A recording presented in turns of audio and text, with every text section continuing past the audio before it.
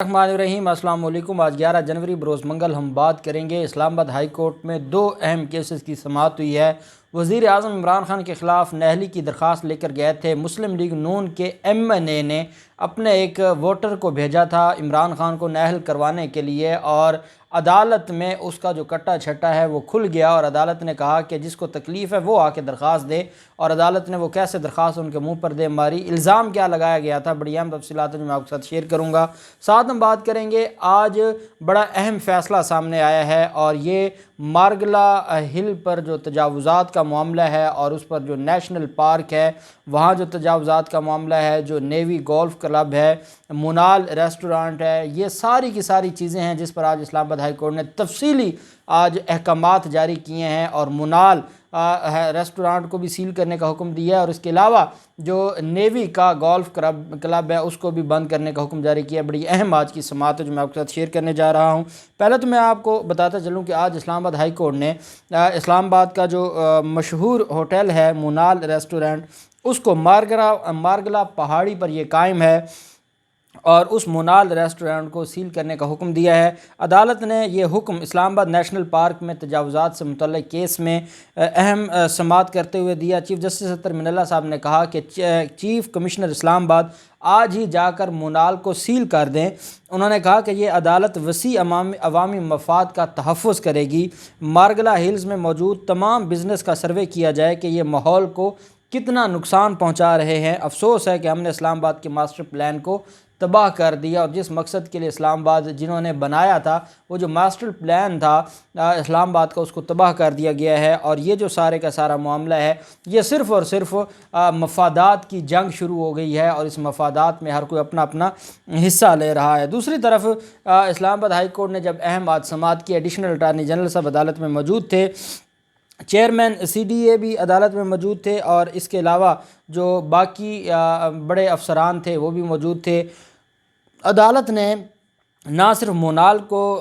Cell کرنے کا حکم دیا بلکہ عدالت نے چیئرمین سی ڈی اے کو کہا کہ نیوی گولف کلب کا قبضہ بھی آج ہی لینے کا حکم جاری کیا ہے۔ ساتھ ہی عدالت نے ملٹری ڈائریکٹوریٹ فارمز کا 8000 ایکڑ اراضی پر دعویٰ بھی غیر قانونی قرار دیتے ہوئے حکم دیا کہ 8000 ایکڑ زمین مارگلا نیشنل پارک کا حصہ سمجھی جائے۔ ہائی کورٹ کے چیف جسٹس اطہر من اللہ صاحب نے مارگلا ہلز نیشنل پارک میں غیر قانونی تعمیرات اور تجاوزات کے خلاف کیسز پر آج اہم سماعت کی۔ ایڈیشنل اٹارنی جنرل نے عدالت کو بتایا کہ وزیر اعظم کے مشیر برائے موسمیاتی تبدیلی ملک امین اسلم کا کورونا ٹیسٹ مثبت آیا ہے، اس لیے وہ پیش نہیں ہو سکے۔ عدالت نے سیکرٹری موسمیاتی تبدیلی کو مخاطب کرتے ہوئے کہا کہ آپ کا کام صرف درخت لگانا ہے یا کوئی باقی چیزیں بھی دیکھنا ہے، اور وزارت نے جب خود مانا ہے کہ ریاست کی زمین پر پرائیویٹ لوگوں نے تجاوزات کیے ہوئے ہیں تو یہ عدالت کیا کرے؟ جو کچھ ہو رہا ہے یہ بڑا حیران کن ہے، اور آپ کو اس پر ایکشن لینا چاہیے تھا۔ سیکرٹری داخلہ سے مکالمہ کرتے ہوئے چیف جسٹس نے کہا کہ اس 1400 مربع میل میں لاقانونیت ہے، مسلح افواج کے 3 سیکٹرز بن گئے ہیں۔ عدالت کسی کو مسلح افواج کو متنازع نہیں بننے کی اجازت دے گی۔ یہ بڑے اہم ریمارکس تھے کہ عدالت کسی کو مسلح افواج کو متنازع نہیں بنانے دے گی۔ عدالت نے کہا کہ یہ عوامی مفاد میں نہیں ہے کہ مسلح افواج کو متنازع بنایا جائے، قانون میں موجود ہے کہ مسلح افواج کی زمینیں کیسے اور کون مینج کرے گا، یہ عدالت کسی کو مسلح افواج کو متنازع بنانے کی اجازت نہیں دے گی۔ چیف جسٹس نے کہا کہ نیشنل پارک ایریا محفوظ شدہ علاقہ ہے، اس میں کوئی سرگرمی نہیں ہو سکتی، نیشنل پارک ایریا میں کوئی گھاس بھی نہیں کاٹ سکتا۔ عدالت کا کہنا تھا کہ جس زمین کا کوئی استعمال وہ کہاں جائے گی یہ طے کرنا ہے، ایگزیکٹو کا اختیار ہے، اور ایگزیکٹو نہیں بلکہ قانون طے کرے گا کہ زمین کس کی ہے اور کون اس کا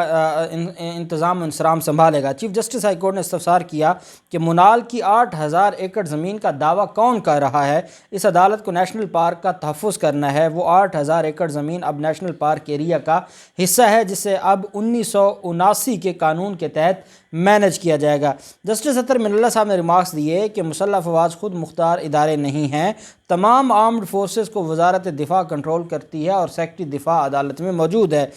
چیف جسٹس نے کہا کہ پاکستان نیوی نے تجاوزات کر کے گولف کورس بنایا جو اچھی بات نہیں، ہر شہری مسلح افواج کی عزت کرتا ہے، اگر وہ یہ کریں گے تو یہ اچھا پیغام نہیں جائے گا۔ عدالت کا یہ بھی کہنا تھا کہ ہمیں سب سے پہلے اپنا احتساب کرنا ہے، لا قانونیت کی وجہ سے غریب رہ گیا ہے۔ چیف جسٹس نے کہا کہ سیکرٹری دفاع کو حکم دیتے ہوئے کہا کہ آپ نے خود تسلیم کیا کہ گولف کورس غیر قانونی ہے، گولف کورس کی زمین آج ہی سی ڈی اے کے حوالے کریں، جب وہ غیر قانونی ہے تو آج تک آپ اس پر قابض کیوں ہیں؟ دوران سماعت چیئرمین سی ڈی اے نے کہا کہ ہم نے نیوی کو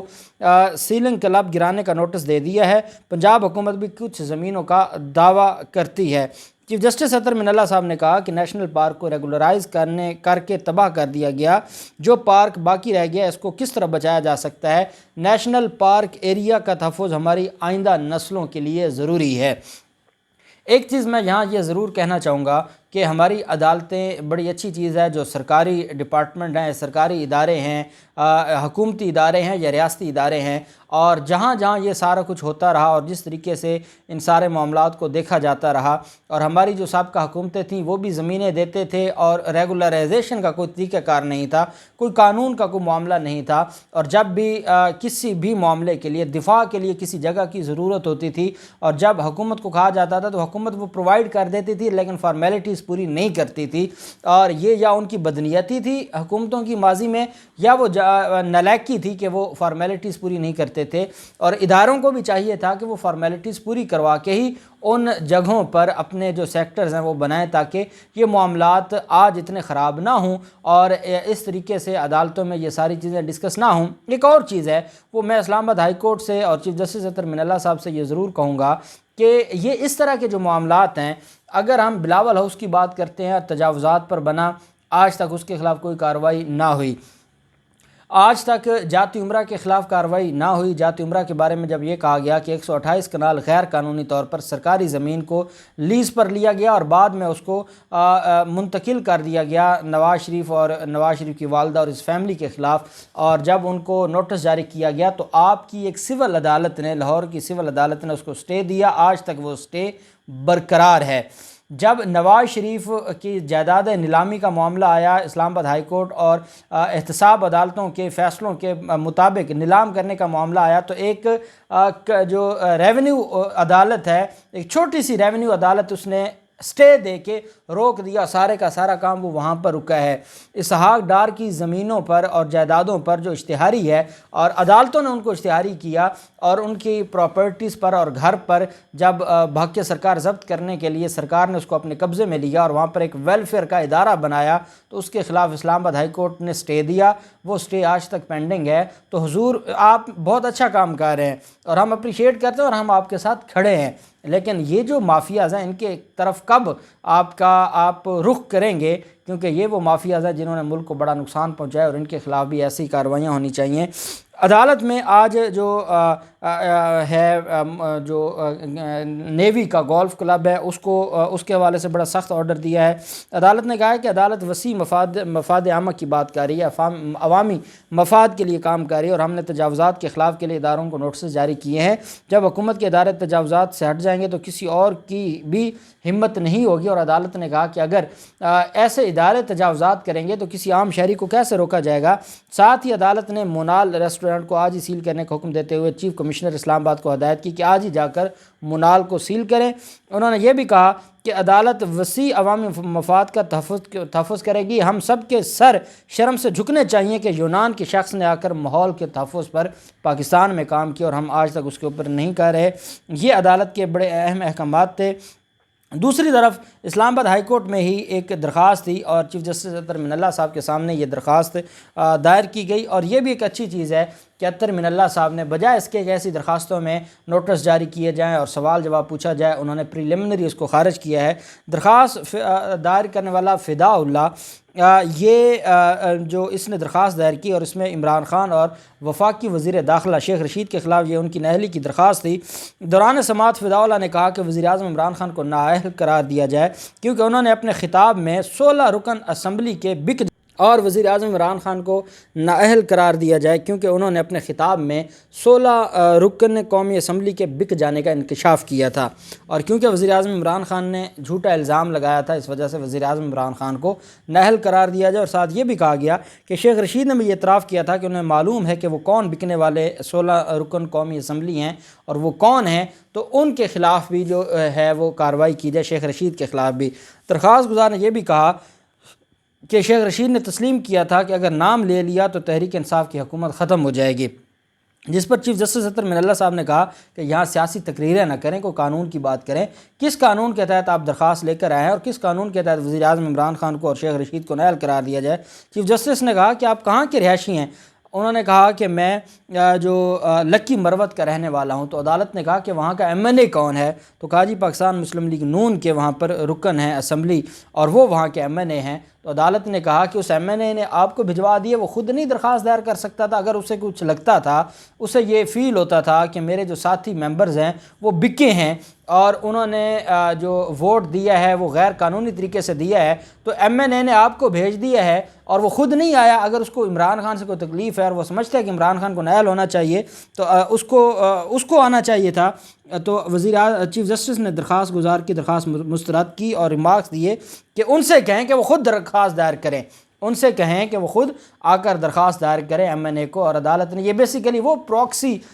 وکالت تھی اور پراکسی جو ایک کیس تھا جو جس طریقے سے سندھ بار ایسوسی ایشن نے فائل کیا تھا ثاقب نثار کے خلاف مریم نواز کے بہاف پر، یہ بالکل ویسے ہی پراکسی کیس کرنے آئے تھے۔ تو عدالت نے کہا ان کو بھیجے نا جس کو تکلیف ہے، اور عدالت نے ان کی درخواست مسترد کر دی۔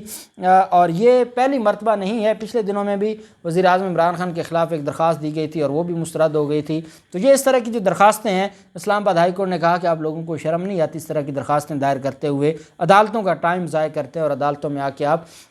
عدالتوں اور انتظامیہ کے جو معاملات ہیں ان کو خراب کرتے ہیں۔ آپ لوگوں کو یہ حق نہیں ہے کہ اس طرح کی درخواستیں دائر کریں۔ میں تو یہ سمجھتا ہوں کہ ایسے لوگوں کو بھاری جرمانہ عائد ہونا چاہیے اور ایسے لوگوں کو بالکل معافی نہیں ملنی چاہیے، کیونکہ یہ وہ لوگ ہیں جو عدالتوں کا ٹائم ضائع کرتے ہیں۔ اب دیکھتے ہیں ان سارے کیسز میں مزید کیا پیش رفت ہوتی ہے، جو بھی تفصیلات ہوں گی آپ کے ساتھ شیئر کرتے رہیں گے۔ اللہ پاک پاکستان کا حامی و ناصر ہو۔ بہت شکریہ۔ اللہ حافظ۔ پاکستان زندہ باد۔